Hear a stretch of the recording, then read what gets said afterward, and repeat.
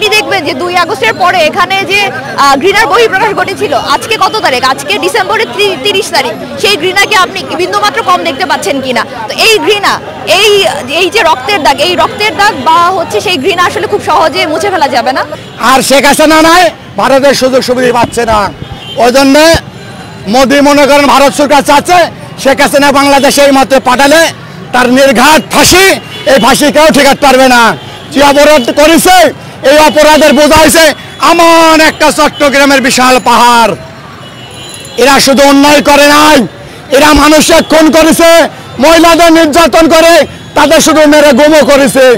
এরা হাজার হাজার কোটি কোটি টাকা বিদেশে লুটপাট করেছে। আজ আমাদের মনে করেন এই রিক্সা চালা খাওয়া লাগতেছে ভাই। বাংলাদেশের চাউলের কেজি যে দাম, তেল খাওয়াইছে। শেখ হাসিনা একটা কথাই বলছিল যে পেঁয়াজ আমি তরকারি পেঁয়াজ ছিঁড়া রাঁধতে পারি। আরে চোখ মারানোর বিডিং, তুই কোনোদিন রাঁধছো যে পেঁয়াজ ছিঁড়া তরকারি খাওয়া যায়?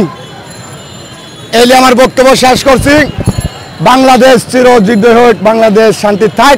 শেখ হাসিনা খনি দূর করেছি, আজ আমাদের বুকে কত আনন্দ। শেখ হাসিনা নাই, তার স্বৈরাচার নাই, যুবলীগ নাই, ছাত্রলীগ নাই, আরামের বাচ্চা কত প্রশাসন।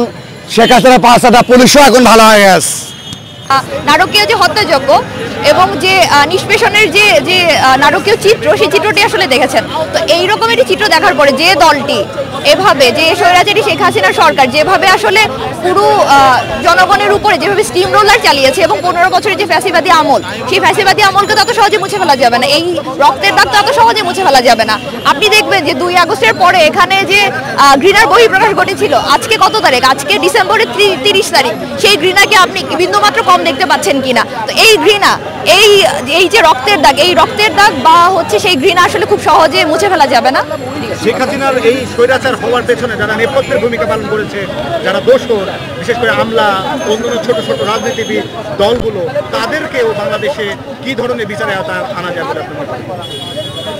এক্ষেত্রে হচ্ছে প্রত্যেক এখানে দলমত নির্বিশেষে যে আপনার বিচারিক প্রক্রিয়ায় প্রত্যেকের বিচার হতে হবে। আপনারা দেখতে পাবেন যে 5ই আগস্টের পরে আসলে ধরা পড়ছে কারা?